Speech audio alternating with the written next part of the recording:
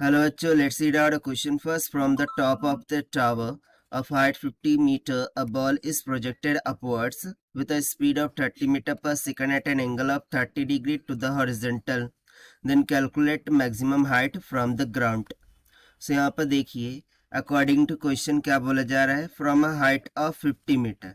सो let suppose कि ये कुछ हाइट है, ठीक है ना, जो कि बेसिकली 50 मीटर है, ठीक है. और यहाँ से एक बॉल को क्या किया जाता है, प्रोजेक्ट किया जाता है अपवर्ड डायरेक्शन में, यानी कि वो इनिशियल इस तरीके से अपवर्ड जाएगा एंड देन कर्व पाथ तय करते हुए इस तरीके से ग्राउंड पर रीच कर जाएगा. सो उस टाइम पर उसकी जो इनिशियल वेलोसिटी थी वो u होती है and this we have given to us u is equals to 30 metre per second की इक्वल. और हॉरिजॉन्टल से वो कितने के एंगल पर प्रोजेक्ट किया गया है, 30 डिग्री, राइट. सो यहाँ पर ये हो जाएगा एंगल ऑफ प्रोजेक्शन 30 डिग्री. सो हमें जो मैक्सिमम हाइट होंगी फ्रॉम द ग्राउंड वो यहाँ पर कैलकुलेट करके बतानी है.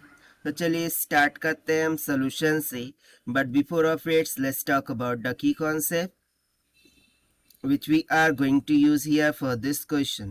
So in projectile motion जो maximum height होती है उसका फॉर्मूला क्या होता है, h max, and this is nothing but is equals to u square sin square of theta divided by twice of g के इक्वल होता है, जहाँ पर थीटा एंगल ऑफ प्रोजेक्शन और u इनिशियल वेलोसिटी होती है और g acceleration due to gravity होता है.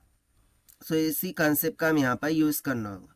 But basically from the ground maximum height बोला है, जबकि ये जो एच मैक्स है ये तो सिर्फ और सिर्फ इस हाइट को इंडिकेट करेगा, राइट. सो इस कंप्लीट हाइट के लिए मुझे 50 क्या करना होगा, ऐड करना होगा.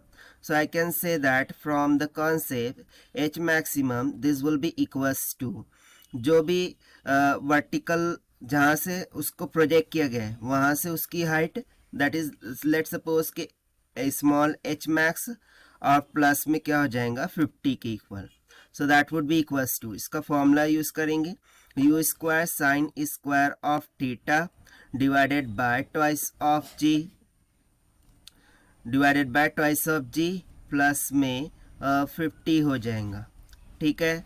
सो दिस इज इक्वल्स टू ना अकॉर्डिंग टू क्वेश्चन यू कितना दे रखा है 30, उसका whole square multiply by sine of theta कितना है 30 डिग्री, उसका whole square divided by 2 into ना वैल्यू ऑफ जी यहाँ पर हमें गिवन नहीं है.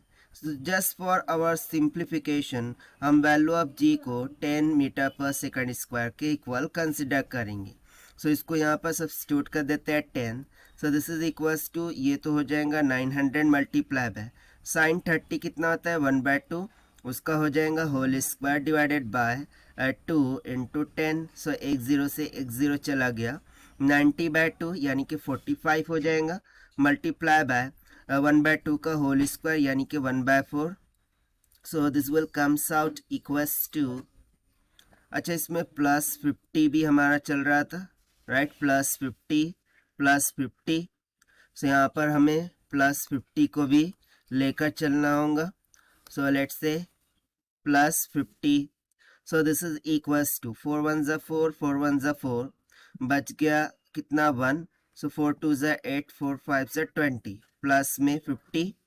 सो इसको ऐड करने पर कितना निकल के आ जाएगा 61.25 मीटर की इक्वल. और देखिए यही हो जाएगा हमारा आंसर फॉर दिस क्वेश्चन जो कि हमसे पूछा गया था, which we have found by using the concept the maximum height in projectile motion से. So this is the required solution. I hope you understood it well. Best of luck. Thank you.